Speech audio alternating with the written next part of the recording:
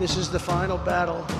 With you at my side, we will demolish the deep state. We will expel the warmongers from our government. We will drive out the globalists. We will cast out the communists, Marxists, and fascists. We will throw off the sick political class that hates our country. We will rout the fake news media, and we will liberate America from these villains once and for all.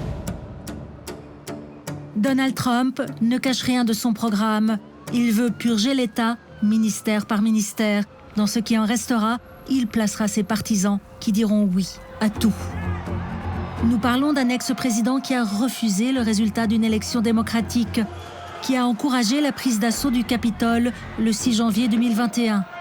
Il veut désormais se venger de ses opposants, faire taire la presse libre. Est-ce le programme d'un dictateur ? Ce soir, vous promettez à l'Amérique que vous n'abuserez jamais du pouvoir, Sauf le premier jour. c'est-à-dire? J'adore ce type. Il dit « Vous n'allez pas être un dictateur, n'est-ce pas ?» J'ai répondu « Non, non, non, sauf le premier jour. » Un jour seulement ? La boutade, si c'en est une, fait frissonner. Donald Trump n'est connu ni pour sa modération, ni pour son intégrité.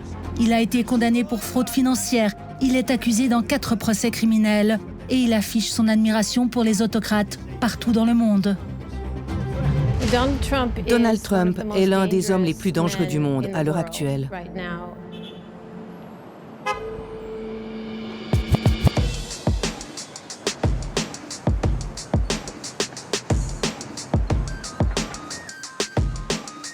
Si Donald Trump revient à la Maison-Blanche, il mettra en œuvre son programme radical dès qu'il en franchira la porte, sans aucun doute. Alors qui sont-ils, ceux qui soutiennent l'ex-président, dont les mimiques rappellent des temps sombres ? Qui sont-ils, ceux qui pourraient faire glisser l'Amérique vers l'autoritarisme ?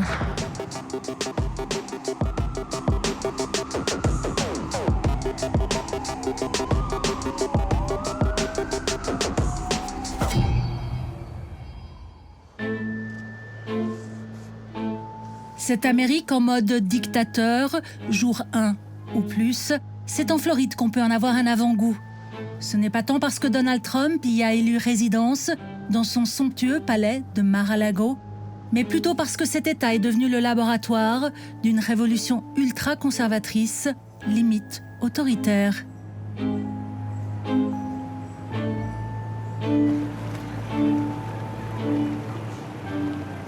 Je m'appelle Dominique Sarta. Je tiens à vous dire qu'il faut voter Trump en 2024 pour qu'il puisse ramener le pays là où il était grâce à sa merveilleuse politique. Que Dieu bénisse l'Amérique. À l'image de ce petit entrepreneur actif dans la construction, des dizaines de milliers d'Américains déménagent chaque année en Floride, séduits par son climat et son soleil éternel, mais pas seulement. Esta es solo una marca, ¿no? Porque eso tiene que entrar. Sí, nomás para después entrar. A ver, saquen la cinta ya a la del garage para ver si estamos igual ya que lo tenemos. Nous sommes à Lighthouse Point, en Floride, au nord de Fort Lauderdale. Nous sommes dans ma maison. J'espère qu'elle aura bientôt un toit. J'ai choisi cette petite ville parce que je l'ai trouvée géniale. J'ai déménagé dans le sud de la Floride il y a quelques années. Et j'espère que d'ici un an, j'emménagerai dans cette maison. J'ai vécu à New York toute ma vie et nous sommes venus en Floride parce que les choses changeaient trop, surtout à cause de la politique de ces gauchistes de démocrates. Les impôts n'arrêtaient pas d'augmenter, c'était de plus en plus dur d'y vivre. En Floride, il y a beaucoup moins de régulation étatique et pas d'impôt sur le revenu. De quoi satisfaire les électeurs conservateurs, les républicains old school. Ici, les politiques sont plus libres. C'est majoritairement républicain. Au niveau local, à Fort Lauderdale et à Miami, les républicains ont gagné des élections. C'est un bon signe. Ça correspond à mes convictions.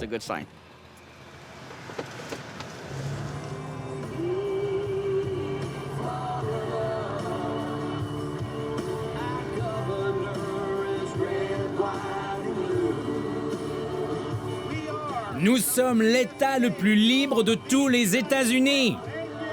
L'État libre de Floride. L'homme qui incarne cette bascule républicaine c'est le gouverneur de Floride, Ron DeSantis. Nous avons fixé un standard dans tant de domaines que lorsque les choses vont mal dans d'autres États et d'autres villes de ce pays, le premier endroit où les gens pensent venir se réfugier, c'est ici, dans l'État Soleil. Good morning, ladies and gentlemen. This is your governor speaking. Today's training evolution, dogfighting, taking on the corporate media.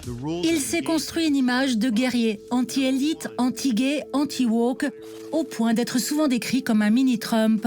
Et il redessine la Floride à cette image, faisant par exemple passer une loi interdisant de parler d'homosexualité dans les écoles et en mettant fin dans les universités au programme d'inclusion et de diversité si cher aux démocrates. La gauche ne sera satisfaite que lorsqu'elle contrôlera toutes les institutions de notre société. Nous les avons laminés dans les écoles, nous les écrasons dans les universités. Et les gens savent que lorsque leurs libertés sont menacées par la gauche, lorsque la gauche tente de leur imposer ses pathologies, l'État de Floride se dressera et nous nous battrons en leur nom. Et c'est ce que nous avons fait. J'aime sa politique. Je ne suis pas d'accord avec tout. Vous savez, on ne peut pas toujours être d'accord avec tout ce que font les hommes politiques. Mais j'aime ses méthodes conservatrices. Il défend la classe ouvrière, la classe moyenne. C'est ce que j'aime chez lui.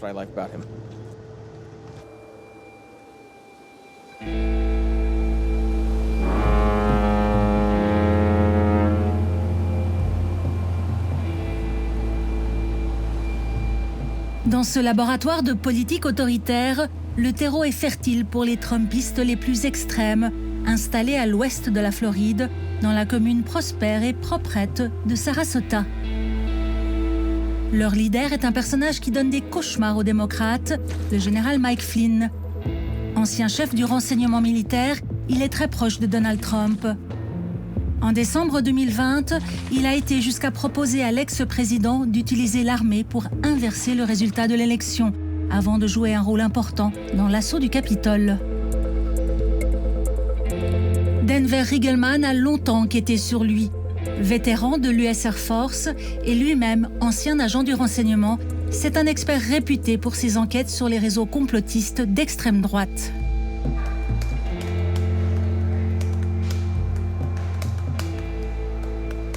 C'est un vilain personnage. Il propage de la désinformation et il sait que ça va marcher grâce à son expérience dans le renseignement. C'est ça qui le rend si dangereux. Ici, aux États-Unis, même si vous êtes un général retraité, vous avez beaucoup de crédibilité et vous pouvez en profiter. Le général Flynn est devenu l'un des propagandistes les plus écoutés du nationalisme chrétien et des théories du complot les plus loufoques. Il vise un poste au sein du cabinet de Trump et il est prêt à tout pour y arriver. Nous contactons le général Flynn sans succès. Sa méfiance envers les médias qui ne sont pas dans son camp est immense. Nous décidons d'aller le voir en personne. Il est souvent sur le terrain pour mobiliser ses supporters partout aux États-Unis. Car son combat aujourd'hui, c'est de faire réélire Donald Trump à la présidence. Ce soir-là, il est l'invité vedette d'un événement assez spécial, organisé dans une église proche de Sarasota. Nous filmons discrètement avec nos téléphones. Premier acte, la projection de films complotistes qui accusent pêle-mêle la CIA, les grands médias, Hollywood, de nous laver le cerveau. Tout cela au service d'une élite démocrate par ailleurs pédophile et sataniste. Rien que ça.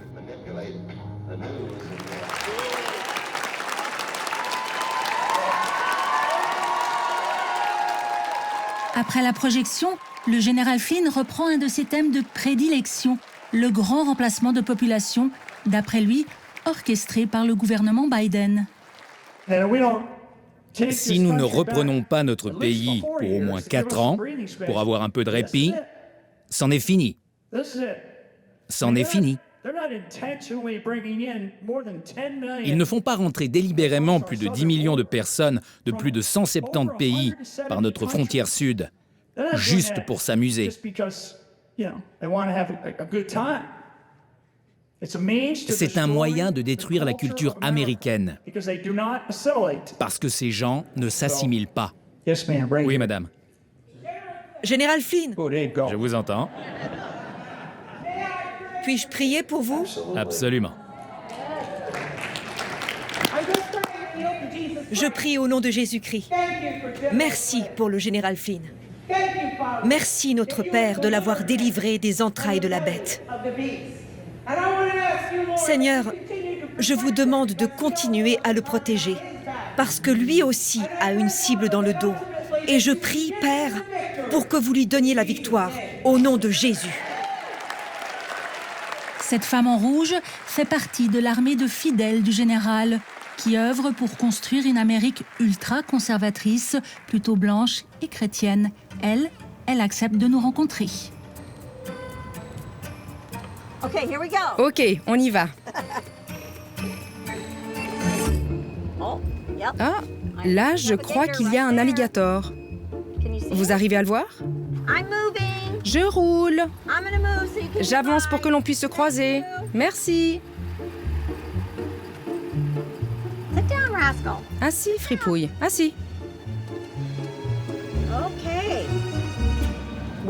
Nous avons quitté la Californie parce que c'est devenu la folie. Tout est taxé, tout est contrôlé et ça devient de pire en pire.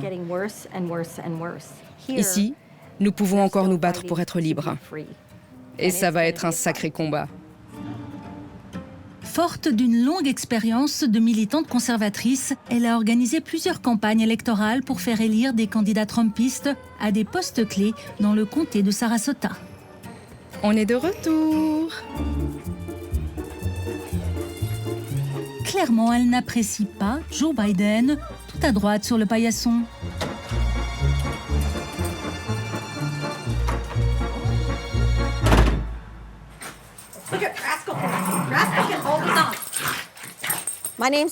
Je m'appelle Connie Bruni de Floride et j'encourage tous les Américains à voter pour Donald J. Trump en novembre pour notre sécurité à tous.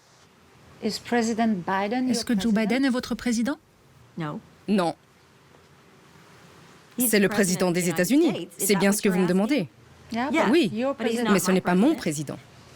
Mais vous ne le considérez pas comme votre président? Eh bien, hier, le département de la justice a déclaré qu'il ne se souvenait même pas d'avoir été vice-président.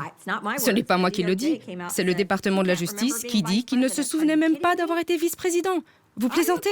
Mais vous plaisantez? Et vous voulez que je vous dise, oui, il est qualifié pour être le dirigeant du monde libre.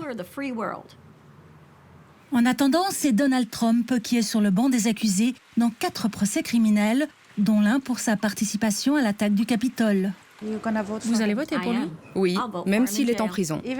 Même s'il est condamné? Je voterai pour lui, même en prison. En fait, le président Trump n'a été ni inculpé ni, pire, condamné, sauf dans les grands médias. C'est ce qu'on veut nous faire croire, et c'est absurde. Comprendre les ressorts de cette loyauté absolue, c'est le travail de Ruth Ben-Ghiat, historienne et spécialiste des régimes autoritaires. L'un des plus grands succès de Donald Trump auprès de ses partisans, c'est de se présenter comme une victime. Du coup, ils se sentent comme ses protecteurs. Tous ces problèmes judiciaires ne sont pour eux que des machinations de l'État profond, de ce qu'ils appellent le régime Biden, dans le but de faire tomber Trump. Cela les rend encore plus loyaux. Plus il a de problèmes judiciaires, plus ses partisans lui sont fidèles. À travers ce prisme de loyauté, le gouvernement fédéral, forcément, est l'ennemi. Pour Connie, il faut le démanteler suivant le programme de Donald Trump et même supprimer des ministères comme celui de l'éducation. Il s'agit de convictions profondes basées sur la foi. Nos droits nous sont donnés par Dieu, pas par le gouvernement. Et c'est peut-être la différence entre moi et quelqu'un d'autre. Certaines personnes pensent que le gouvernement est la réponse à tout. Pas moi. C'est la différence entre ce que je considère être un point de vue démocrate et un point de vue conservateur. Elle est la présidente locale des Moms for Liberty, les Mamans pour la Liberté, une organisation ultra-conservatrice de parents qui mène croisade contre tout ce qui est woke dans l'éducation. L'un de leurs combats, bannir des livres comme celui-ci, des bibliothèques scolaires. Destiné à des ados de 12 à 17 ans, c'est le récit d'une jeune fille qui questionne son identité sexuelle. Sur 240 pages, il y a une scène de sexe transgenre. Oui, montrons-la. Beaucoup de ces livres mettent les gens très mal à l'aise. La plupart des adultes sont mal à l'aise face à cette scène. Imaginez à quel point ce serait troublant pour un enfant. Ceci dit, si vous voulez parler de ça avec votre enfant à la maison, c'est votre droit de parent et je me battrai pour ce droit. Mais que ce livre soit mis à disposition avec mon argent de contribuable, non, je ne suis pas d'accord. Pas du tout. Tout ce qui prend le dessus sur la relation familiale, à mon avis, est un endoctrinement inapproprié des enfants pour tenter de les aliéner de leur famille. Le problème, c'est que certains parents ont poussé cette logique à l'extrême. Parmi les livres bannis des écoles, il y a aussi des classiques. Le prétexte est toujours le même, des scènes inappropriées, par exemple le dessin d'une poitrine dénudée dans une version illustrée du journal d'Anne Frank. Ils visent de façon disproportionnée des livres écrits par des auteurs de couleur, des femmes, des livres axés sur des personnages queer ou LGBTQ+. De nombreux livres bannis ont gagné des prix ou sont des classiques. Même un dictionnaire a été interdit dans des écoles de Floride en ce moment. C'est absurde. Petite précision, le dictionnaire en question définit simplement, comme tous les dictionnaires, certains actes sexuels. Ils sont jugés pornographiques. En réalité, ces livres ne sont pas du tout pornographiques, ni par définition, ni par rien du tout. Mais certains craignent que ces livres endoctrinent nos jeunes et leur mettent des idées dans la tête. Par exemple, en lisant Genderqueer, quelqu'un deviendrait queer juste parce qu'il a lu ce livre. Cette logique ne tient pas la route. Si c'était le cas, cela signifierait que les enfants qui sont homosexuels deviendraient hétéros en lisant tous ces livres avec des personnages hétérosexuels. Ce qui n'est manifestement pas le cas. Encouragés par les politiques anti-LGBT du gouverneur, les Moms for Liberty, mais aussi des parents agissant en leur nom propre, ont réussi à faire retirer plus de 1400 livres des écoles de Floride. Les bibliothèques scolaires devraient vraiment être le reflet de la population. Retirer de ces bibliothèques des livres sur l'histoire des Noirs, sur l'histoire des femmes et de leurs droits, sur les questions de genre, c'est un peu comme vouloir supprimer ces populations de l'histoire des États-Unis, et même des États-Unis en général. C'est profondément antidémocratique, et piloté par une petite minorité très bruyante. C'est comme un canari dans une mine de charbon. C'est un signe de temps vraiment sombre. Les Moms for Liberty n'ont pas seulement réussi à écarter des livres, elles ont aussi fait tomber des démocrates. Nous sommes au conseil scolaire du comté de Sarasota, une instance importante car elle met en œuvre les politiques d'enseignement. Ses membres sont élus par la population. En 2022, Connie Bruni a mené une campagne pour faire élire une majorité de candidats trumpistes avec succès. Une victoire importante au point d'être saluée par le gouverneur Ron DeSantis. Nous avons réussi à reprendre le conseil scolaire de Sarasota. Même face à des adversaires qui ont dépensé 1 million, nos candidats ont triomphé. Nous voulons que l'école éduque les enfants. Nous en avons marre de l'endoctrinement. Lors des séances ouvertes au public, certains parents s'y sentent désormais si bien que les dérapages ne sont pas rares. Les livres et les discussions sur la perversion, même si elles sont scientifiques, n'ont pas leur place dans nos écoles. Les pratiques LGBTQ sont une abomination. Ce n'est pas quelque chose de normal. Mais dans cette arène, d'autres combattent. Bonsoir, Carol Lerner, enseignante à la retraite. Lorsque j'évalue un politicien, qu'il s'agisse d'un président américain ou d'un membre d'un conseil scolaire local, je cherche à savoir si ces politiques favorisent le bien commun. Depuis plusieurs années, elle mène des enquêtes détaillées sur les groupuscules d'extrême droite qui influencent les élus politiques dans le comté. Le groupe des Mamans pour la liberté a terrorisé les réunions des conseils scolaires. Elle parle de droits pour les parents, mais il s'agit en réalité du droit d'imposer leurs idées étriquées et souvent bigotes. Et elles ne prennent pas en compte les parents qui ne sont pas de leur avis. Elles ont pris des mots comme liberté ou endoctrinement et elles les ont déformés. Elles leur ont donné un sens rétrograde. Et voilà, on en arrive à toutes ces interdictions. On interdit des livres, on interdit ceci, cela. C'est ça la liberté? Non, pas à mes yeux. Ce que Carole Lerner découvre aussi au fil de ses enquêtes, c'est la proximité des Moms for Liberty avec des membres des Proud Boys, une milice d'extrême droite dont quelques 200 membres ont participé à l'attaque du Capitole. Cette photo est prise au soir de la victoire au sein du conseil scolaire avec Connie Bruni au centre. Le numéro 6 est un Proud Boy très actif. Si vous regardez là, il fait le signe du White Power, le signe des suprémacistes blancs. Les 3 doigts forment un W et cette partie du bras est un P. Ils tentent vraiment de prendre le pouvoir, de s'emparer des institutions et de les transformer en institutions antidémocratiques. Je dirais proto-fascistes, voire dans certains cas même fascistes. On m'a dit que vous êtes le visage du fascisme à Sarasota. Et alors?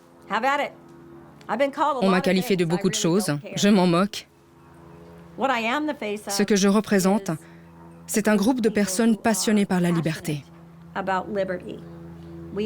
Nous sommes des patriotes, de vrais patriotes, prêts à mettre en jeu nos vies, nos fortunes, notre temps, notre argent, parce que nous croyons en l'avenir. J'ai 3 petits-enfants. Lorsqu'on me demande quel est mon principal moteur, je réponds Alicia, Marcos et Isaiah, mes 3 petits-enfants. Ils sont ma motivation principale jour après jour. Il est de ma responsabilité de faire ce qui est juste pour eux. Moi, j'ai déjà eu mon tour. Face au rouleau compresseur des Trumpistes, il est difficile de résister. Là aussi, la Floride illustre bien l'état de l'Amérique. En fait, l'état des démocrates. Cathy Antunes est une activiste locale qui anime chaque semaine une émission pour cette petite radio communautaire.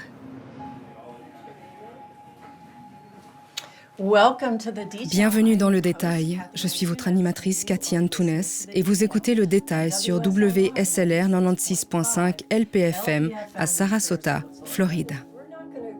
En 1 heure avec ses invités, elle plonge dans le détail des luttes locales de pouvoir. Elle a notamment dévoilé les liens d'intérêt entre politiciens de la région et riches donateurs trumpistes, dans l'espoir de mobiliser les électeurs démocrates et d'empêcher un retour de Donald Trump à la Maison-Blanche.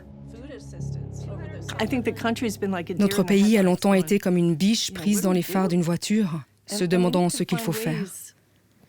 Nous devons trouver des moyens pour aller de l'avant. Nous devons nous impliquer. Les personnes qui comprennent cette menace n'ont plus le luxe de rester sur la touche et de penser que quelqu'un d'autre va faire le travail à leur place. Il y a beaucoup de gens qui comprennent ce que ce pays représente vraiment. C'est mon pays, mon chez-moi, et je me battrai pour lui. Et que représente votre pays ? C'est un endroit où...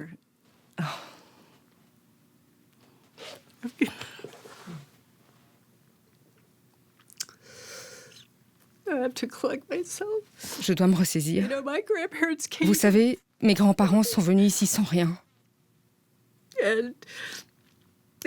Ils ont élevé 5 enfants, 5 de chaque côté, donc 10 en tout. Mon oncle est un avocat formé à Harvard. Mon père est devenu physicien. Pour moi, l'Amérique est un pays qui récompense le talent.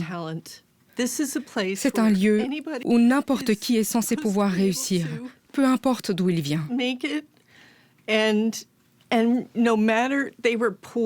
Mes grands-parents étaient pauvres, mais mon père disait qu'ils ne le savaient pas.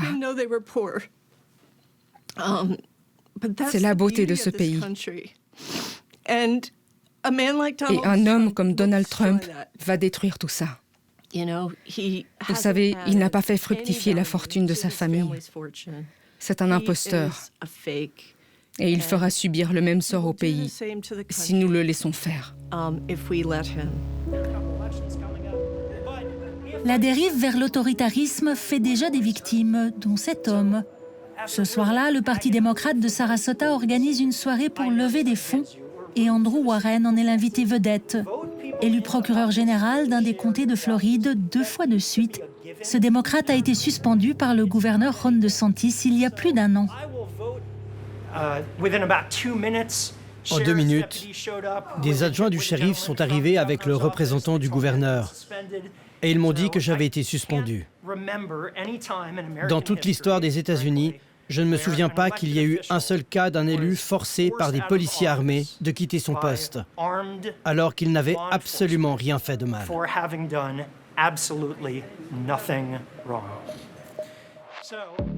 Le gouverneur lui reproche d'avoir critiqué sa politique, notamment l'une de ses priorités, à savoir poursuivre en justice les femmes ayant avorté.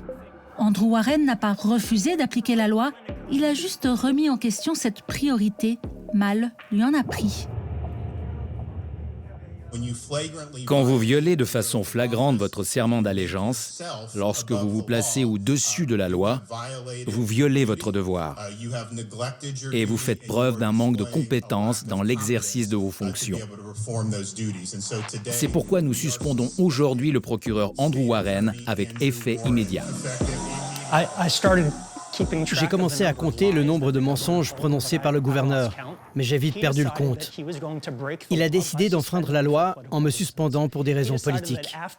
Ensuite, un tribunal fédéral a statué qu'il avait menti et violé la loi en faisant cela. Ce tribunal a ajouté que la vérité et la loi sont importantes, et donc que je devais être réintégré.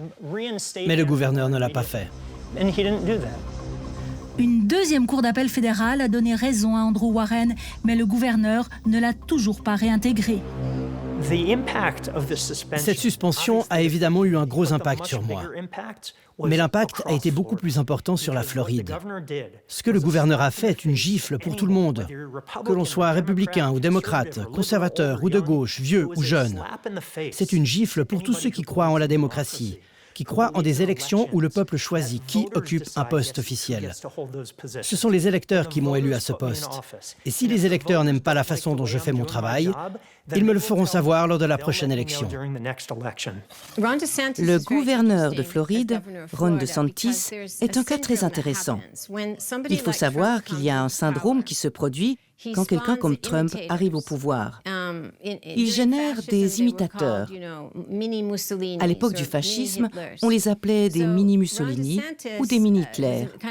Ron DeSantis est une sorte de mini-Trump qui veut faire de la Floride une autocratie. Il a créé une sorte de laboratoire où il restreint la liberté d'expression et interdit des livres. Il n'hésite pas à abuser de son pouvoir. Il contrôle le Parlement de Floride. C'est une brute. Il est vindicatif. Et maintenant, il veut sa propre garde nationale. Il recrute des shérifs dans de très nombreux États pour mettre en place une sorte de patrouille frontalière et il les encourage à ne pas respecter toutes les lois. Si l'on analyse le menu des tactiques autoritaires, on constate qu'en Floride, il les applique toutes. Chaque fois que vous avez un élu, en particulier s'il occupe le poste le plus élevé de notre pays, et que cet élu promet d'enfreindre la loi, de l'utiliser pour punir ses opposants et s'en prendre à ses ennemis, et d'être un dictateur comme Donald Trump l'a dit, c'est terrifiant. Nous pouvons être en désaccord sur les politiques, mais il y a une chose qui devrait unir tous les Américains, c'est notre respect pour nos valeurs fondamentales, l'état de droit, la démocratie, la liberté d'expression. Et bien que nous soyons d'horizons et de croyances très différents, nous sommes tous un seul peuple. Donald Trump et Ron DeSantis ne semblent pas y croire. Ils pensent qu'ils sont au-dessus de la loi. Et c'est vraiment effrayant.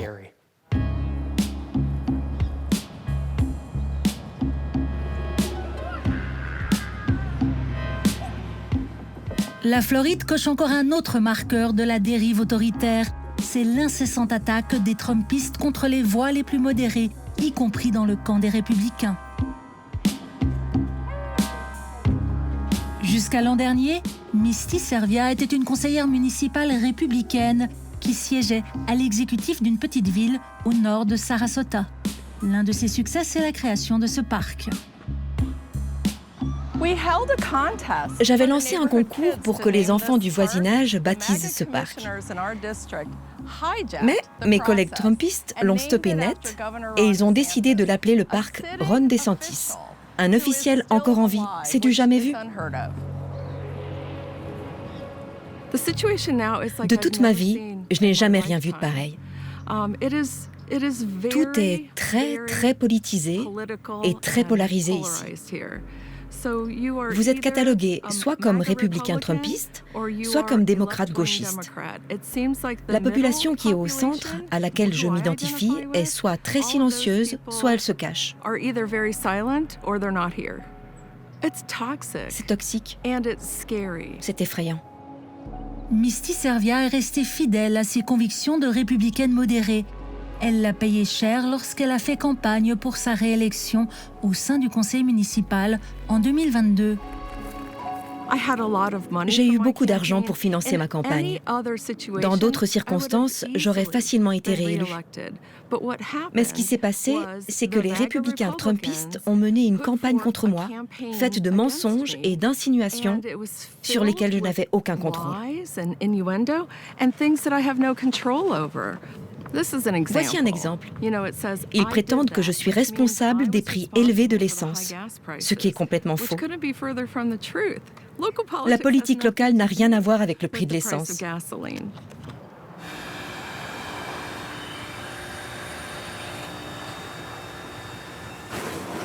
Au final, son concurrent, soutenu par des Trumpistes purs et durs, l'a largement battu. Et les thèmes favoris de l'ex-président sont devenus la priorité des élus locaux. Beaucoup de choses ont changé.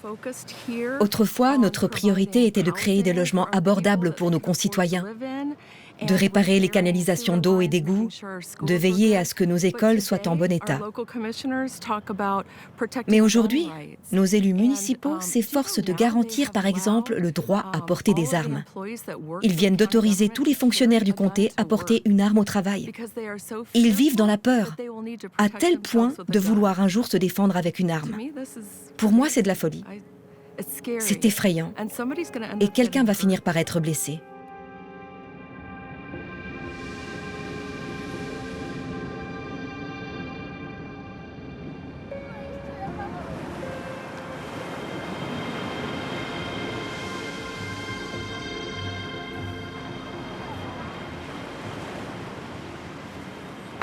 En tant que républicaine, je peux vous assurer que je ne voterai pas pour Trump. Je ne sais pas encore pour qui je voterai, mais ce ne sera pas pour Trump.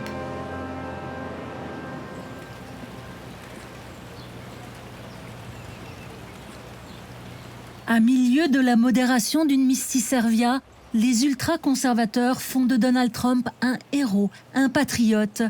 Et ils mobilisent toute leur énergie pour qu'il gagne les élections en novembre prochain. Bonjour, je m'appelle Vic Mellor et je vous parle depuis l'État libre de Floride. Si vous voulez préserver notre République constitutionnelle et notre mode de vie pour nos enfants et nos petits-enfants, vous devez voter Trump.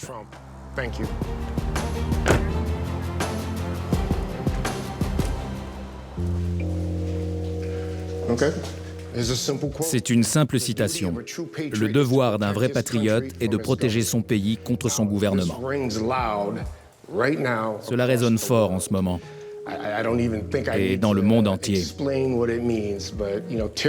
La tyrannie s'est établie en Europe, et de façon évidente aux États-Unis. Et dans le reste du monde, c'est le communisme qui s'est propagé partout.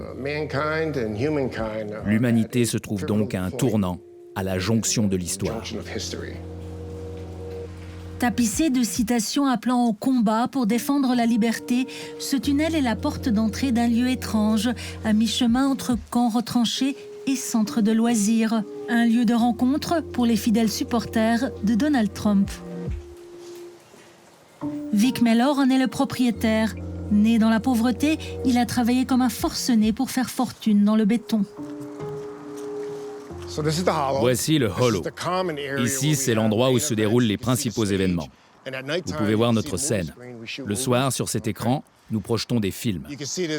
Là, plus loin, il y a une colline où commence la tyrolienne qui passe au-dessus de l'étang infesté d'alligators jusqu'à l'île où l'on peut organiser des mariages. Il y a aussi une croix au pied de laquelle on organise des réunions religieuses. Le Hollow est aussi un lieu de culte. Les gens viennent ici pour trouver la paix. Même si on entend très fort l'autoroute? Eh bien, il faut arriver à oublier le bruit. Bon, c'est bien pour ça que le terrain était si bon marché. Une sincérité désarmante pour un homme qui ne l'est pas. Un peu plus loin, il y a une attraction d'un tout autre genre. Voici l'un des nombreux stands de tir locaux pour les enfants du Hollow. Il y a aussi beaucoup de mères, de grands-mères et de grands-pères qui veulent apprendre à manier des armes à feu en toute sécurité. Vu l'état du monde aujourd'hui, il y a de nombreuses personnes qui ressentent le besoin de bien comprendre le fonctionnement des armes à feu. Et vous portez une arme? Absolument, partout où je vais. Vous en avez une aujourd'hui sur vous? Oui, absolument. Elle est où? Juste là. J'ai créé le Hollow 2 ans après l'élection du président Trump. Ils étaient tous contre lui. Et cela a simplement révélé le niveau de corruption qui existait entre le gouvernement, les élites et les médias. Il fallait que je fasse quelque chose. Je ne savais pas quoi. Je me suis renseigné sur la politique à Washington et sur ce que je pouvais faire. Mais le gouvernement fédéral, c'est tellement vaste et compliqué que je ne voyais pas ce que je pouvais faire. Donc, en tant que vétéran de l'US Marine et propriétaire de ces lieux, je me suis dit que je pouvais au moins former les enfants à manier des armes à feu en toute sécurité. Comme ça, si un enseignant ou tout autre adulte leur dit que porter une arme, c'est mal, les enfants pourront répondre « Je ne sais pas de quoi vous parlez. Nous nous entraînons avec ces armes tout le temps et tout va bien, tout est OK. » Et il a du succès. Lors de la crise du Covid en 2021, des centaines de Floridiens se retrouvent au Hollow, défiant les consignes en ne portant pas de masque. Vic Mellor y invite l'homme qui va changer sa vie, le général Flynn. Il n'a pas été très difficile de le faire venir ici, parce que nous partageons les mêmes points de vue. Il est anti-vax et il est contre un gouvernement rampant et tout-puissant.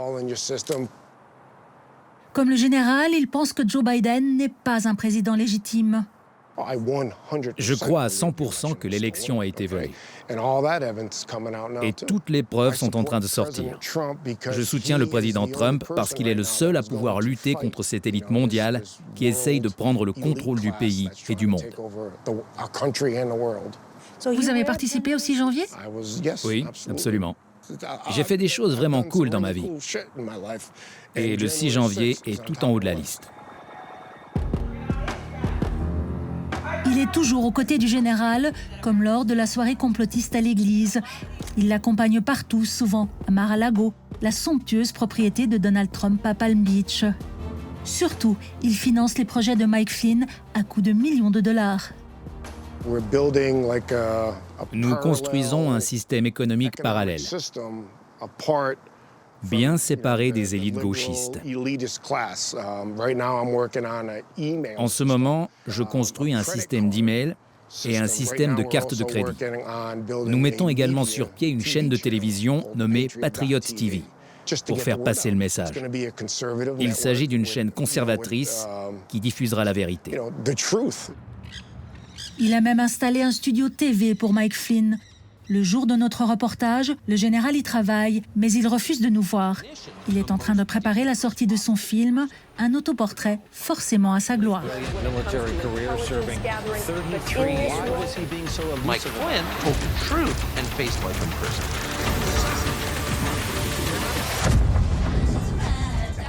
Vic Mellor finance le tout y compris la bande-son avec des musiciens trumpistes, forcément.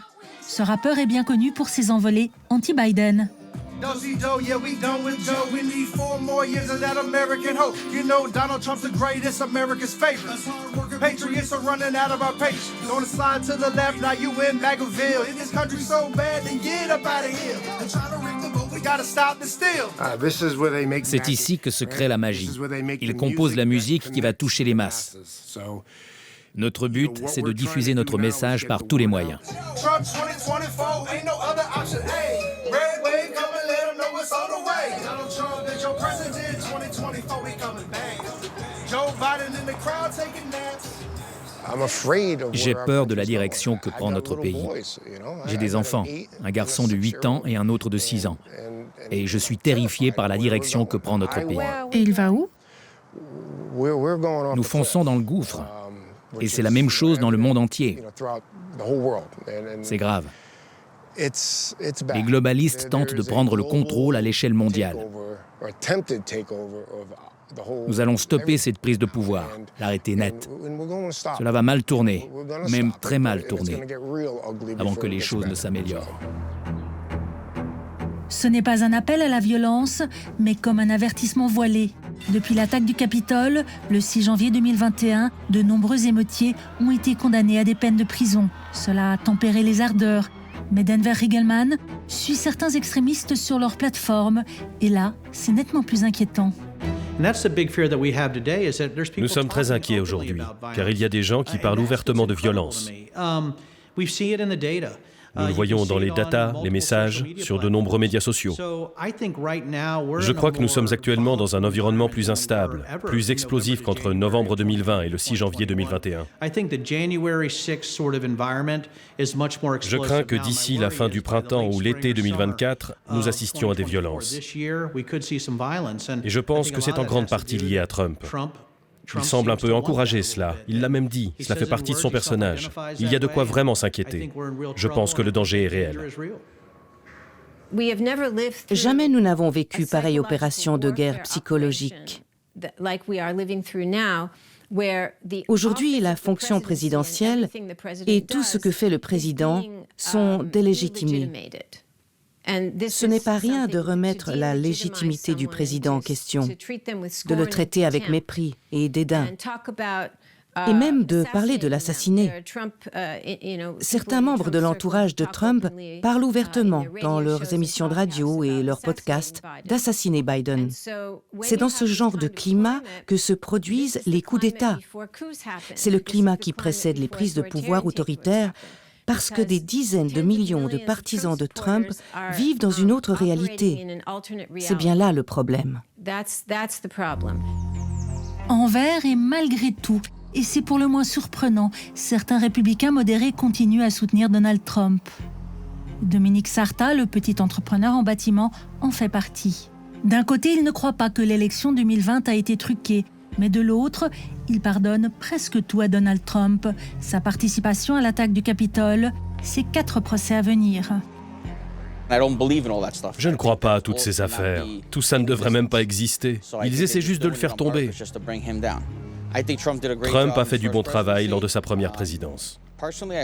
J'espère qu'il gagnera à nouveau, même si, oui, il est un peu extrémiste sur beaucoup de choses. Je n'aime pas cet aspect chez lui, mais je pense qu'il fera un bien meilleur travail que Biden jusqu'à présent. S'il gagne, j'espère qu'il ne virera pas vers l'extrême droite comme il l'a fait la première fois. J'espère qu'il trouvera un juste milieu, car c'est la seule façon de faire avancer le pays. Donald Trump est-il une menace pour la démocratie? Non, je ne le crois pas, pas du tout. Ce n'est pas un dictateur. Au contraire, il essaie de rendre la liberté au peuple. C'est du grand n'importe quoi. C'est grotesque. En quoi est-il une menace pour la démocratie? En fait, je pense qu'il est le seul qui pourrait nous y ramener. Si Donald Trump perd l'élection, vous allez faire quoi? Il y a 0 chance. Je ne pense pas comme ça. Il ne va pas perdre les élections. Il y a 0 raison pour qu'il perde. 0.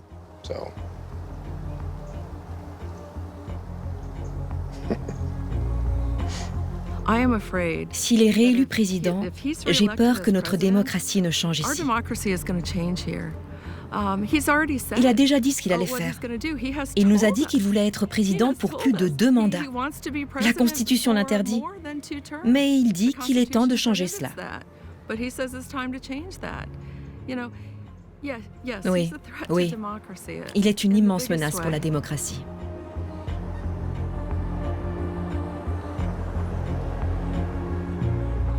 En novembre prochain, les électeurs modérés comme Misty Servia auront un rôle crucial à jouer. Ce sont eux qui pourront faire la différence dans une élection qui s'annonce très serrée pour stopper Donald Trump.